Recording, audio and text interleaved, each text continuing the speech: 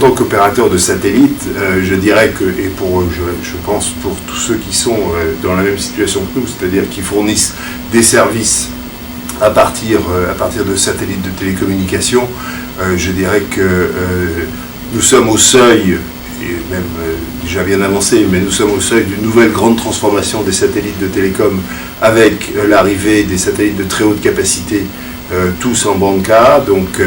notamment dans la bande 28 GHz. Et donc, il est sûr que les discussions qui auront lieu sous l'intitulé 1.13 de l'agenda au sujet de la bande pour les mobiles et probablement ultérieurement pour la 5G, et notamment la bande 26 Go, sera pour nous extrêmement importante. L'agenda, comme on le sait, qui a été arrêté lors de la précédente conférence mondiale, définit le débat comme étant fixé sur la bande 26 Go. Ce qui sera important, c'est évidemment non seulement de ne pas sortir de l'agenda, ce qui nous paraîtrait une mauvaise approche, mais également de définir les conditions de compatibilité entre l'usage de la 26 Go et les bandes connexes, que ce soit la bande 24 Go où beaucoup de services spatiaux sont également apportés, notamment des services scientifiques et des services qui sont extrêmement utiles pour tout ce qui est la lutte contre le réchauffement climatique. Par exemple, en Europe, toutes les données de la constellation Copernicus utilisent cette bande de fréquence 24 Go, et donc c'est un point important. Et puis par ailleurs, donc comme je le disais, la bande 28 Go qui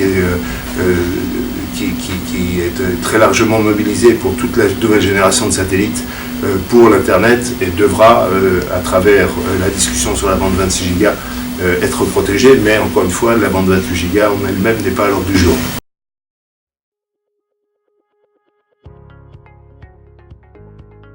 Le défi, donc vous avez raison, il est assez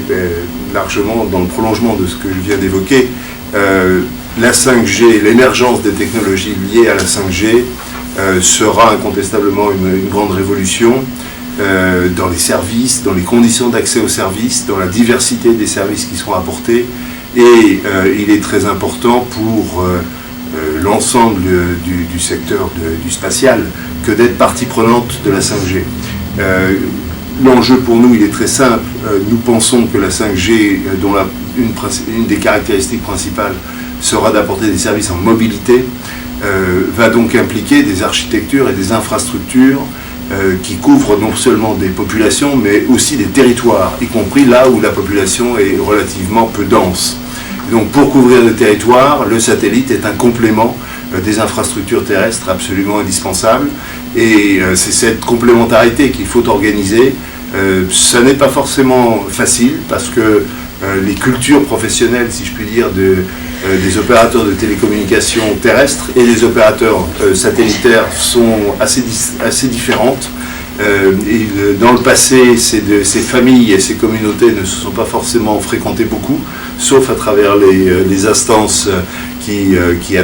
affectent les capacités et le spectre. Mais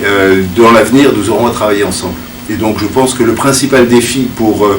nous à Eutelsat, et pour moi dans mes fonctions dans les relations avec les gouvernements et les régulateurs ou les autorités en charge de prendre des décisions qui nous concernent, c'est précisément de trouver un modus operandi avec les opérateurs de télécommunications qui permettent de bâtir des projets gagnants-gagnants, et non pas des concurrences qui détruiraient de la valeur ou qui dissuaderaient dans l'investissement.